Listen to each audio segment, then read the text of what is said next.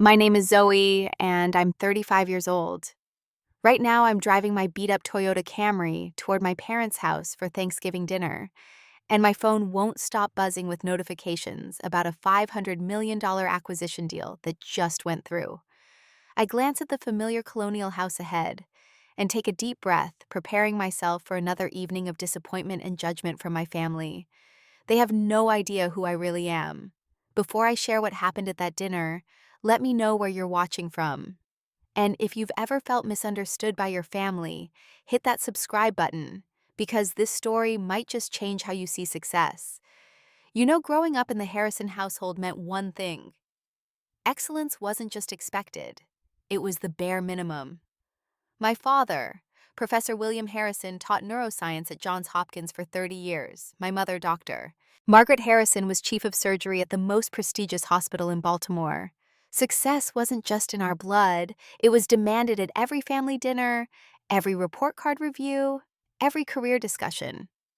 My older sister Jennifer graduated from Harvard Law at 24 and made partner at one of the biggest firms in New York by 32. She married Michael, a CEO of a major investment bank, and they lived in a $15 million brownstone on the Upper East Side. At family gatherings, she was the golden child, the one who did everything right. Then there was my younger brother David, the prodigy. Graduated medical school at 23, completed his cardiology fellowship at Mayo Clinic, and just last month got featured in that prestigious 30 under 30 medical professionals list. He saved 3 lives in one night during his residency, and my mother still tells that story to anyone who will listen. And then there was me, the disappointment, the cautionary tale, the one who threw it all away. 12 years ago, I was in my 3rd year of medical school at Georgetown. I was 23, exhausted, and completely miserable. I spent my nights not studying anatomy, but coding, building apps, creating solutions to problems I saw in the healthcare system that nobody seemed interested in fixing. While my classmates memorized drug interactions, I was teaching myself Python, JavaScript, and machine learning algorithms. The day I told my parents I was leaving medical school was the day I became a ghost in my own family. "You're doing what?" My mother's coffee mug had frozen halfway to her lips. We were sitting in their pristine kitchen, the one with marble countertops and the perfect view of their manicured garden. "I'm leaving medical school. I've already submitted the paperwork." The silence that followed was deafening. My father set down his newspaper with the kind of controlled precision that meant he was furious. "You're 3 years in, Zoe. 3 years. Do you understand what you're throwing away?" "I understand perfectly. I'm throwing away a future I never wanted." My mother started crying. Not the gentle tears of sadness, but the angry, frustrated sobs of someone watching their child destroy everything they'd built. "We sacrificed everything for your education. Everything. And this is how you repay us. I never asked you to sacrifice anything for a dream that was yours, not mine." My father stood up, his chair scraping against the floor. "If you walk away from this, you're walking away from this family's support. Don't expect us to catch you when you fall." "I won't fall," he laughed. It was cold, bitter. "Everyone thinks that. Then reality hits." For 3 months after that conversation, my father didn't speak to me. Not a word. My mother would call occasionally, her voice strained, asking if I'd come to my senses yet. Jennifer sent me articles about people who regretted leaving professional programs. David, trying to be supportive in his own way, offered to tutor me if I wanted to return. But I didn't want to return. I packed everything I owned into my Honda Civic and drove across the country to Seattle. No connections, no safety net, just $5,000 in savings, and a laptop full of code I'd been writing instead of studying for my medical boards. The studio apartment I rented in Capitol Hill was 300 square feet. The radiator clanged all night, and I could hear my neighbor's TV through the walls. I got a job at a coffee shop called Grounded, working the 5 a.m. shift so I could code in the afternoons and evenings. My manager, Tony, was a 60-year-old ex-Microsoft engineer who'd burned out and opened the shop. He became the only person who knew what I was really doing. "You're building something, aren't you?" he asked one morning as I yawned through making my 15th latte. "Maybe." I can see it in your eyes. Same look I had 20 years ago. What is it? A financial management app. But not like the ones out there. This one actually understands human behavior, not just numbers. Tony smiled. Show me when you're ready. 6 months later, I was ready. The app was called Mind Money, and it used behavioral psychology principles I'd learned in my pre-med psychology courses, combined with AI to help people understand their spending patterns. Not judge them, but understand them. It was like having a therapist for your wallet. I launched it on a Tuesday night at 11 p.m. By Wednesday morning, I had 100 downloads. By Friday, 1,000. By the next month, 100,000. The tech blog started writing about it, the app that actually gets why you overspend. Finally, financial advice that doesn't shame you. Mind Money, the emotional intelligence your bank account needs. I was still working at the coffee shop, still living in that tiny studio, because if I told my family about any success, they'd find a way to minimize it. Apps are a dime a dozen, I could hear my mother saying. It's just luck, my father would add. When are you going to get a real job? Jennifer would ask. So I kept quiet. I incorporated under the name TechFlow Solutions. I hired a virtual assistant to be the public face of communications. I built everything to be remote, anonymous, hidden. The money started coming in. First thousands, then tens of thousands, then hundreds of thousands a month. And still, I said nothing. Year 2 was when everything exploded. Mind Money hit 5 million downloads. Revenue was $2 million a month. I hired my first real employee, a developer named Marcus, who thought he was working for a mysterious CEO who never showed their face on video calls. I always kept my camera off, claiming technical issues. You're like Batman, Marcus joked during one of our meetings. The mysterious genius in the shadows. If only he knew I was serving him coffee at Grounded every morning. I moved out of the studio but kept it as a fake address. My real apartment was a penthouse in Belltown with floor-to-ceiling windows overlooking Elliott Bay. $3 million, paid in cash. The doorman thought I was a trust fund kid. I let him think that. The company expanded. We launched WellTrack, a mental health app that connected emotional patterns with physical health metrics. It integrated with wearables and used AI to predict anxiety attacks before they happened. Hospitals started reaching out wanting to partner. I hired Dr. Sarah Chen, a psychiatrist from Stanford, to lead the medical advisory board. She also never saw my face. Your CEO is brilliant, she told Marcus during a team meeting I was secretly on.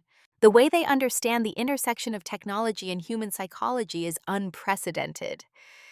Then came EduFlow, an education platform that adapted to how individual brains actually learn, not how we think they should learn. It started with coding education, but expanded to everything from languages to music theory. Schools began adopting it. We hit 50 million in revenue in year 3. By year 4, I had 50 employees, all remote, all believing they worked for a reclusive genius who communicated only through voice calls and emails. We had offices in Seattle, San Francisco, and New York, all managed by directors who reported to me virtually. The hardest part wasn't building the empire. It was maintaining the lie. Every family gathering, I'd borrow my friend Anna's old Corolla. She thought I was embarrassed about my beat-up Honda.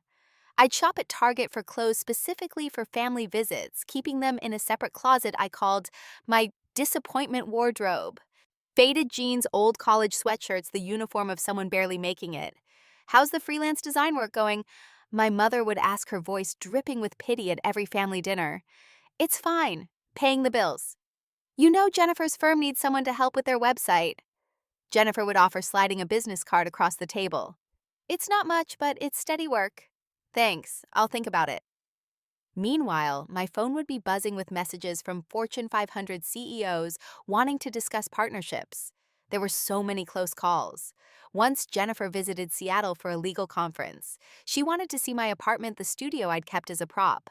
I had to rush there, mess it up, make it look lived in. I hid my Rolex in my pocket, changed into my disappointment clothes in a Starbucks bathroom. Oh, Zoe, she said, looking around the tiny space. How do you live like this? It's not that bad. I could loan you some money to get a better place. I'm fine, really. That night after she left, I stood on my real balcony, looking out at the city lights and wondered why I was doing this. Why was I so desperate to hide my success from the very people who should celebrate it? Because I knew the truth. It wouldn't matter. To them, I would always be the failure who quit medical school, the one who couldn't hack it, the disappointment. David almost caught me once at a medical technology conference in Boston. I was giving a keynote, but backstage wearing a baseball cap and sunglasses. I saw him in the audience and had to fake a family emergency to get my COO to deliver the speech instead. Our CEO sends their apologies, the COO announced, but they've prepared remarks that I'll deliver on their behalf. I watched from the back as David took notes on my speech, nodding along, completely unaware his failure of a sister had written every word. My mother's questions got more pointed as years passed. How do you afford health insurance? Why don't you ever need to borrow money? That laptop looks expensive for someone doing freelance work. I'm careful with money, I'd say. I learned from the best. She'd smile sadly. If only you'd been this responsible with your life choices. The empire kept growing. We acquired 3 smaller companies, expanded into Europe and Asia. The board wanted me to go public, but I resisted. An IPO would mean revealing myself. Bloomberg and Forbes kept trying to unmask the mysterious CEO of TechFlow. I had my lawyer shut down every inquiry. The CEO values privacy above all else became our company line. By year 10, we crossed $500 million in annual revenue. I had 200 employees across 15 offices. My personal net worth hit $700 million. And still, my family had no idea. I'd created a trust that donated $50 million to students who dropped out of college to pursue their dreams. The Harrison Foundation, I called it. My family never made the connection. Did you see that foundation giving money to dropouts? My father said at one dinner, disgusted. Encouraging failure. That's what's wrong with this country. Maybe they're encouraging people to find their own path, I suggested quietly. Their own path to poverty. He snorted. The invitation to this year's Thanksgiving came 2 weeks ago. My mother called her voice carrying that particular tone of obligatory duty mixed with disappointment. Zoe, it's Mom. Hi, Mom. Thanksgiving is in 2 weeks. You should come. Not, we want you to come. Not, we miss you. Just, you should come. I'll try to make it. Jennifer just made partner, the youngest woman ever at her firm. That's great. And David's research just got published in the New England Journal of Medicine. Something about cardiac stem cells. I don't understand all of it, but it's very impressive. Good for him. There was a pause. That heavy, meaningful pause she'd perfected over the years. And what about you, any developments? I'm working on some new projects. Still the freelance thing? Yeah. You know you're 35 now, Zoe. It's not too late to go back to school. I spoke to the dean at Georgetown. They'd consider readmitting you. My phone buzzed with a notification. Goldman Sachs wanted to discuss the $500 million acquisition offer for one of our subsidiaries. I'll think about it, Mom. I hope this year you have something positive to share. It's been 12 years, sweetheart. Don't you think it's time to stop playing around and get serious about your life? I'll see you at Thanksgiving, Mom. I hung up and looked at the email from Goldman Sachs, then at another from our CFO about our projected valuation for the IPO $5 billion. My personal stake would be worth $1.2 billion. I made a decision. This would be the last Thanksgiving I attended as the family failure. The 2 weeks passed quickly. I signed the acquisition deal selling our healthcare subsidiary for $520 million. I approved the IPO timeline for next spring. I bought my usual Target outfit for the dinner, but this time I also brought something else. The drive to my parents' house felt different this time. My phone kept lighting up with congratulations from board members, investment firms, employees who just found out about the acquisition. My CFO, Marcus, who'd been with me since year 2, sent a message, "You did it, boss. Whatever your real name is, wherever you are, you built something incredible." I pulled up to my parents' house in the borrowed Camry. Through the window, I could see the warm glow of the dining room shadows moving inside. Jennifer's Tesla was in the driveway, David's BMW beside it, my father's ancient Volvo in the garage, the one he'd driven for 20 years because cars are transportation, not status symbols. I sat in the car for a moment, feeling the weight of 12 years of hiding. Then I grabbed my phone, made sure it was fully charged, and walked to the door. I rang the doorbell and waited. Nobody came. I could hear laughter inside the clink of glasses. I rang again. Finally, David opened the door. "Oh, hey Zoe. Didn't hear the bell. Come in." Not "great to see you," not "we've been waiting for you." Just "come in." The house smelled like my mother's turkey, and stuffing the same recipe she'd used for 40 years. I could hear Jennifer's voice from the dining room, loud and animated, telling some story about her latest case. I walked in, and the conversation didn't stop. My mother glanced up from the kitchen. "Oh, Zoe, you made it. Dinner's almost ready. You can sit at the end there next to the kids." The kids' table. At 35, I was still at the kids' table. Jennifer's 8-year-old daughter Emma and 6-year-old son James were already seated playing on their iPads. "Aunt Zoe," Emma said, the only person who seemed genuinely happy to see me. "Mommy says you draw pictures on computers." Something like that. I sat down and watched my family. Jennifer was holding court, her perfect blonde hair catching the light, her designer dress probably worth more than my entire Target wardrobe. Michael, her husband, sat beside her, checking his phone constantly, probably monitoring markets even on Thanksgiving. David was discussing his research with my father, using terms I recognized from my abandoned medical education. My mother bustled around making sure everyone had wine, everyone except me. She handed me a beer, the cheap kind, because that's what she assumed I could afford. "So," my father said, finally acknowledging my presence. "How's the job search going, Zoe?" "I'm not searching for a job, Dad. I have work." "Write the freelance thing." He said freelance like it was a dirty word. "But a real job, with benefits, security." "I have benefits," Jennifer laughed. "Obamacare doesn't count, Zoe." "I have really good insurance, actually." "Through what company?" Michael asked, skeptical. "My own." Another laugh, this one from my mother. "Sweetheart, buying your own insurance isn't the same as employer-provided benefits." The doorbell rang, saving me from responding. It was my mother's sister, Aunt Patricia, with her family. More successful lawyers and doctors. The conversation shifted to them, and I became invisible again. Dinner began with my father's traditional toast, the same one he gave every year about being grateful for success and the discipline to achieve it. Everyone raised their glasses. I noticed mine was noticeably less full than the others. "Let's go around and share what we're thankful for this year," my mother suggested. "Jennifer, why don't you start?" Jennifer stood, her diamond earrings catching the light. "Well, as Mom mentioned, I made partner this year. At 37, I'm the youngest female partner in the firm's history. We just won a $100 million class action suit against a pharmaceutical company, and my bonus this year will be over $2 million. Everyone applauded.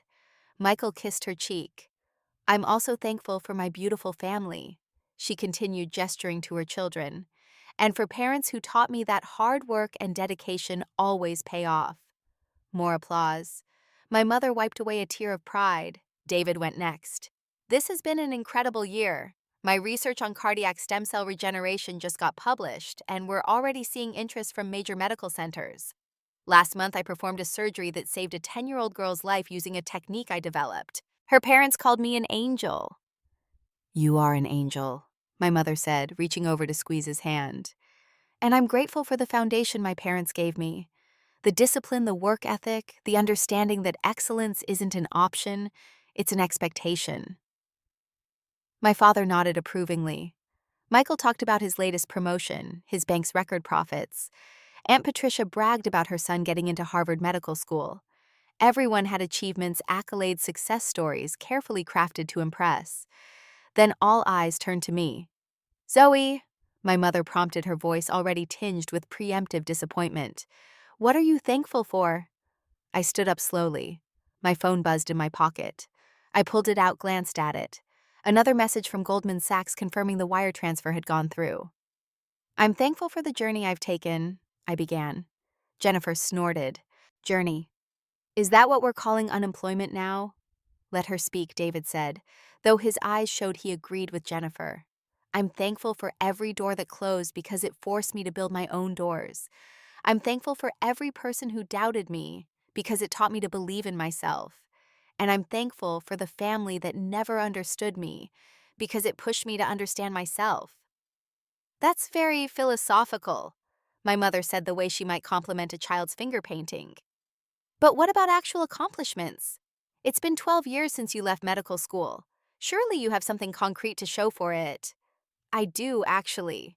Oh, my father leaned forward mockingly interested. Did you finally land a full-time design job? No, I built a company. Silence for a moment. Then Jennifer laughed. A company? What, like an Etsy store? Are you selling those motivational posters now? No, a technology company. Maybe you've heard of it. TechFlow Solutions. The laughter stopped. David's fork paused halfway to his mouth. That's not funny, Zoe, my mother said. Making up stories won't change reality. TechFlow is a $1 billion company, Michael said slowly, his banker brain already calculating. They just sold their healthcare division to Providence Health Systems for over $500 million. $520 million, actually, I corrected. The deal closed yesterday. Stop it, Jennifer said sharply. This is pathetic even for you, pretending to work for some major tech company. I don't work for them, I own them. I'm the founder and CEO. The room erupted in disbelief. My father actually laughed the harsh bark of someone who's heard the most ridiculous thing imaginable. You're claiming to be the mysterious CEO that nobody's ever seen, the one Forbes has been trying to identify for 3 years. Yes. This is sick, Jennifer said. You need help, Zoe. This fantasy of yours. I pulled out my phone, opened my email, and placed it on the table. This is the email from Goldman Sachs confirming the acquisition. Michael grabbed the phone before anyone else could. His face went pale as he read. This is real, he whispered. These are real Goldman Sachs email addresses. These numbers. Let me see that, my father demanded. While he examined my phone, I pulled out my laptop from my bag. Would you like to see more proof? How about the corporate documents, the bank statements? Or should I just call my CFO right now and have him confirm? This has to be some kind of elaborate prank, my mother said, but her voice was uncertain. I made a video call. Marcus answered immediately. Boss, happy Thanksgiving. Congrats again on the acquisition. The whole team's celebrating. Marcus, can you tell my family what my role is at TechFlow? Your family. He looked confused, then his face lit up. Oh my God, are you finally telling people who you are? This is amazing, everyone. This is the genius who built TechFlow from nothing. The mysterious CEO we've all been working for. I've been dying to know your real name for 10 years. It's Zoe Harrison. Zoe finally Wait Harrison. Like the Harrison Foundation? Did you name it after yourself? My father's face went white. Thanks, Marcus. Enjoy your holiday. I ended the call and looked around the table. Everyone was staring at me in shock. The Harrison Foundation, my mother whispered. The one that gives scholarships to dropouts. You named it after us. I named it after what I walked away from. Jennifer was frantically Googling on her phone. Oh my God, it's true, TechFlow Solutions, founded 12 years ago, valued at over $1 billion. CEO identity private. This can't be real. Forbes is publishing a cover story about me tomorrow morning, I said calmly. They finally got me to agree to an interview. With photo. Check the website at midnight if you want. Why? My father asked, his voice hoarse. Why would you hide this from us? Hide it, Dad. You didn't speak to me for 3 months when I left medical school. Mom cried for weeks. Jennifer sent me articles about failure. David offered to help me get back on track. Not one of you ever asked what I was building. Not once in 12 years did anyone say, "Tell me about your work, Zoe." It was always, "When are you getting a real job, Zoe? When are you going to grow up, Zoe? When are you going to stop disappointing us, Zoe?" But we could have helped you, my mother said, tears in her eyes. Helped? How? By telling me I was doing it wrong, by trying to force me back into your definition of success, by making me feel like a failure every single day. We just wanted what was best for you, David said quietly. No, you wanted what looked best for you. Having a dropout sister didn't fit the Harrison family image. I pulled up another screen on my laptop. This is my personal bank account, $1.2 billion. I could buy this house 1,000 times over. I could buy Dad's entire university. I could buy the hospital where Mom works. Actually, Michael said, still Googling frantically, she just did buy something interesting. Providence Health Systems, who bought your healthcare division, also just acquired Montgomery Medical Center. My mother gasped. Montgomery was her hospital. Surprise, Mom. I'm now technically your boss's boss's boss. The silence that followed was deafening. I could see their brains trying to process this information, trying to reconcile the failure they thought they knew with the reality sitting in front of them. Jennifer was the first to speak, her voice small and confused. But how you were working in a coffee shop, living in that tiny apartment. I was working in a coffee shop while building my first app at night, and I kept that apartment for years as a prop specifically for when you visited. My real apartment was a penthouse in Belltown. All those times we offered you money, my mother said, her voice breaking. All those times you pitied me. Poor Zoe couldn't hack medical school. Poor Zoe serving coffee while her siblings save lives and fight for justice. That's not fair, Jennifer protested. We were trying to help. Were you, or were you trying to fix me? There's a difference. I turned to my father. You said if I walked away from medical school, I was walking away from this family's support. Do you remember that? He nodded, unable to speak. I didn't need your financial support. What I needed was for my father to believe in me, to trust that maybe, just maybe, I knew what I was doing. How could we know? He asked. You never told us anything. Because every time I tried to share something about my work, you'd dismiss it. Computer stuff, you'd say, like it was beneath you. When are you getting a real job? As if building something from nothing wasn't real. David cleared his throat. The 10-year-old girl whose life I saved, her surgery was funded by an anonymous donor who specifically requested me as the surgeon.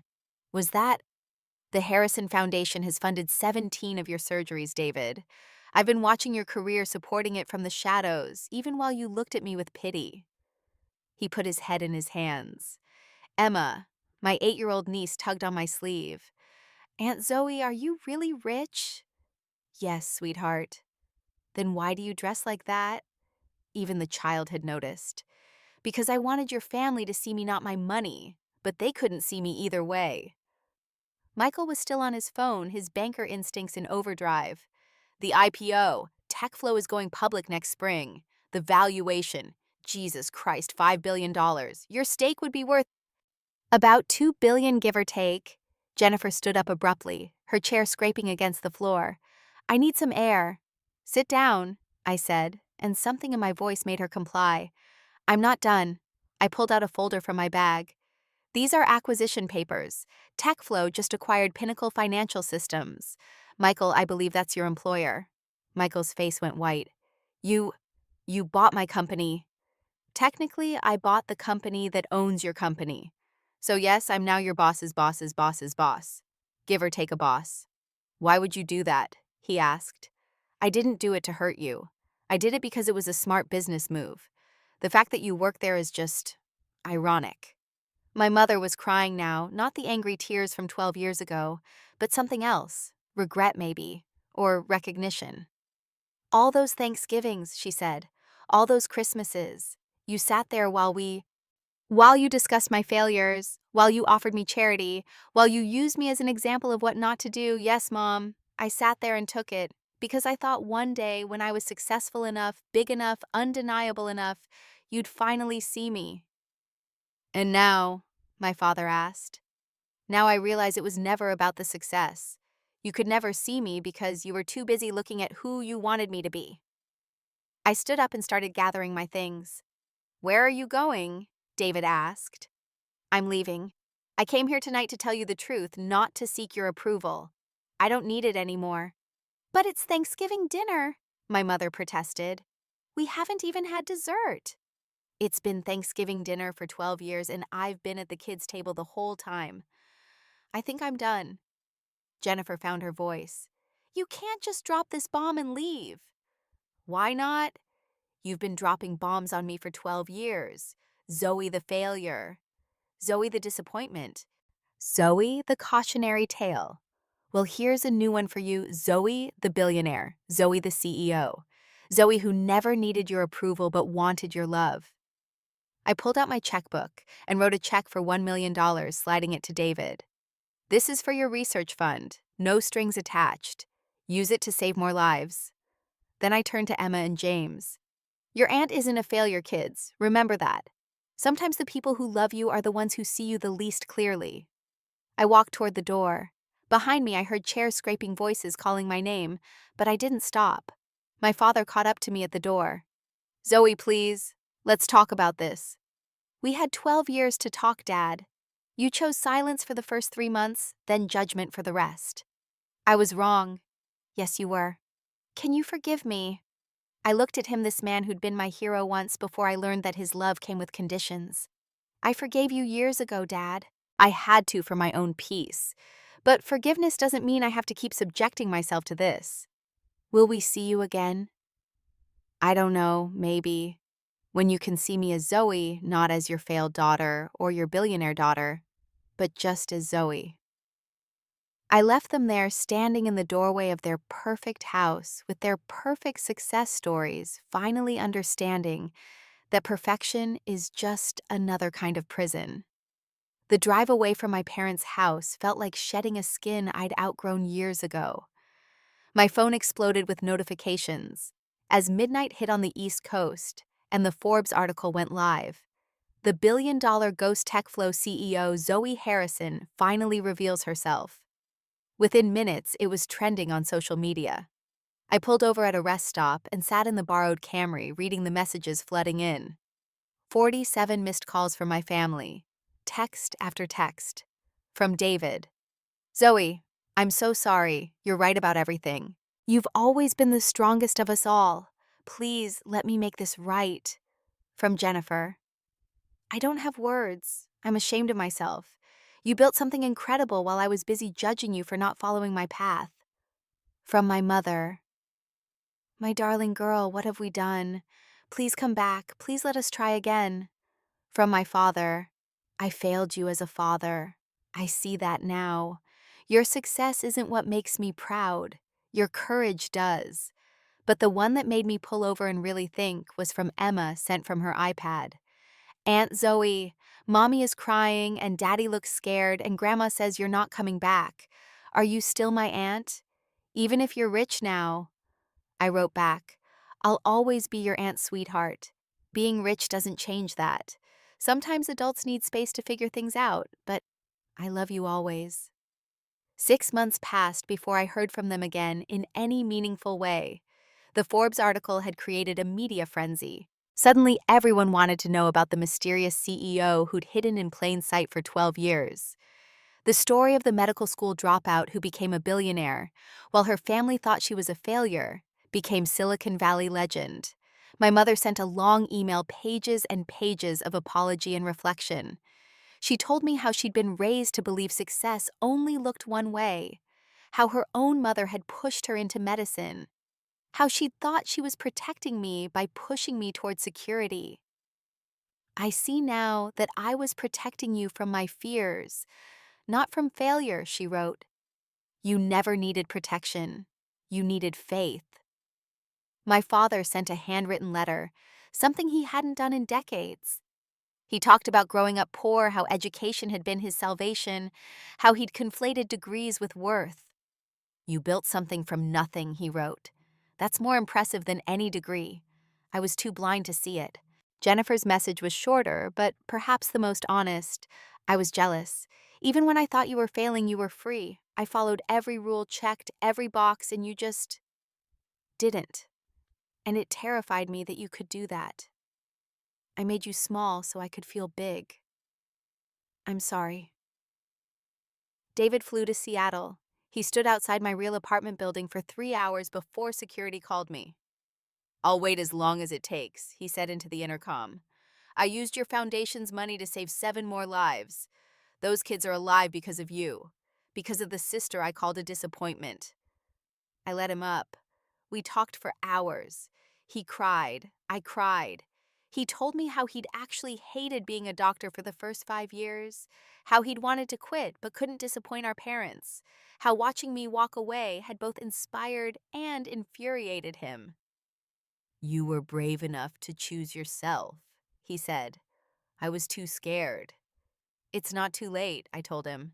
It's never too late to choose yourself. He took a sabbatical after that, spent 6 months traveling the world, something our parents were horrified by. But when he came back, he was different, lighter. He still practiced medicine, but on his own terms, focusing on teaching and research, rather than the prestige positions our parents had mapped out for him. The IPO happened as scheduled. TechFlow went public at a valuation of $5.3 billion. My stake was worth $2.1 billion. The financial media went crazy. The youngest self-made female billionaire in tech, the medical school dropout who built a unicorn, the ghost CEO who played the longest game. But more important than the money was what I did with it. The Harrison Foundation expanded, but I renamed it the Second Chance Foundation. We funded people who took unconventional paths, who walked away from expectations to follow their truth. I bought a house 2 miles from my parents, not to be close to them, but to show them I wasn't running anymore. I wasn't hiding, I was just living my life on my terms. It took a year before I attended another family dinner. This time they set my place at the main table right next to my father. The conversation was different, quieter, more real. Jennifer talked about her struggles with work-life balance. David admitted he was seeing a therapist. My mother confessed she'd been thinking about retiring early. "I'm proud of you," my father said suddenly in the middle of passing the salad. "For the company, no. For having the courage to disappoint us. That took more strength than any of us had." We rebuilt slowly. Not the relationship they'd wanted with their compliant daughter following their prescribed path, but something new, something honest. They started asking about my work with genuine curiosity. I started sharing my struggles, not just my successes. Jennifer's kids spent summers with me learning to code, learning that success has many faces. Emma, now 10, built her first app. James, 8, started a blog about young entrepreneurs. They called me their cool aunt, the one who showed them that rebellion could be productive. Michael never quite got over the fact that I owned his company. He left banking, eventually started a nonprofit. "You inspired me," he said, "to stop measuring my worth by my net worth." Jennifer supported him. They seemed happier. My mother retired at 62 earlier than planned. She volunteered at free clinics, remembering why she'd wanted to be a doctor in the first place. "You reminded me," she said, "that healing isn't about prestige." My father kept teaching, but changed his curriculum. He added a section on alternative paths to success, on the courage to fail, on the importance of defining achievement for yourself. He invited me to speak to his class. I declined the first 3 times. The 4th time I said yes. Standing in front of those pre-med students, I told them the truth. That success isn't about meeting expectations, but about exceeding your own vision for yourself. That disappointment can be a gift if it frees you from a life that was never yours. That sometimes the people who love you most see you least clearly, and that's okay. Your parents' dreams are not your obligations, I told them. Their fears are not your limitations. Their definition of success is not your destiny. After the talk, a young woman approached me, tears in her eyes. "I want to leave medical school," she whispered. "I want to study music, but my parents will be disappointed," I finished. And that's okay. Disappointment isn't death, it's just an emotion. And it's often the price of authenticity. She left medical school the next month. Her parents called me furious. I listened to their fear disguised as anger, their love disguised as control. "Give her time," I said. "Give her space.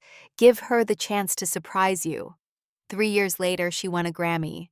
She thanked me in her acceptance speech, but more importantly, she thanked her parents for eventually learning to see her. The truth about success, I've learned, isn't that it proves your worth. It's that it reveals who really sees you for who you are, not who they need you to be. My family needed 12 years and $1 billion to see me. But that's their journey, not mine. Mine was simpler. I saw myself from the beginning. I knew who I was when I walked out of medical school, when I coded in that tiny apartment, when I built an empire in secret. The money, the company, the vindication, those were never the point. The point was this: I chose myself. In a world that told me I was wrong, in a family that called me a failure, in a society that worships conventional success, I chose myself. And that choice, not the $1 billion, not the IPO, not the Forbes cover, that choice was my first and greatest success. Some people spend their whole lives trying to meet their parents' expectations. Others spend their lives rebelling against them. But the lucky few, the brave few, learn to live beyond them, to love their parents without needing their approval, to succeed without needing their validation, to fail without fearing their disappointment. I'm Zoe Harrison. I'm 37 now. I'm worth $2.1 billion. I employ thousands of people. I've changed industries, saved lives through technology, and inspired countless others to choose themselves. But more importantly, I'm the woman who sat at the kids' table for 12 years, wearing Target clothes over designer dresses, hiding light under a bushel of other people's expectations. I'm the daughter who loved her family enough to let them think she was a failure, rather than forcing them to see her before they were ready. And I'm the one who finally stood up from that kid's table, not in anger, but in truth, and said, "This is who I am, see me or don't, but I won't hide anymore." The Forbes article called me the billion-dollar ghost. But I was never a ghost. I was just invisible to the people looking for someone else. Now I'm visible to the people looking for inspiration, for permission, for proof that there's more than one way to succeed. To anyone sitting at their own kid's table wearing their own Target disguise, hiding their own light, your time will come, not when they're ready to see you, but when you're ready to be seen. And when that moment comes, stand up. Speak your truth. Show your receipts if you have to. But most importantly, remember this. Their inability to see you is not your responsibility to fix. Your only job is to see yourself clearly and choose yourself boldly. That's success. Everything else is just money. So here's my question for you. What truth are you hiding from your family? What success are you downplaying to make others comfortable? What version of yourself are you suppressing to fit into someone else's narrative? Share your story in the comments below. If this resonated with you, if you've ever felt unseen by the people who should know you best, hit that like button. Subscribe for more stories about choosing yourself over others' expectations. And share this with someone who needs to hear that their unconventional path is valid. Thank you for listening to my story. Thank you for seeing me perhaps more clearly than my family did for 12 years. And remember, you don't need anyone's permission to be extraordinary. You just need your own. Until next time, this is Zoe, your billion-dollar reminder that success is personal, not universal. Stay true, stay brave, and most importantly, stay yourself.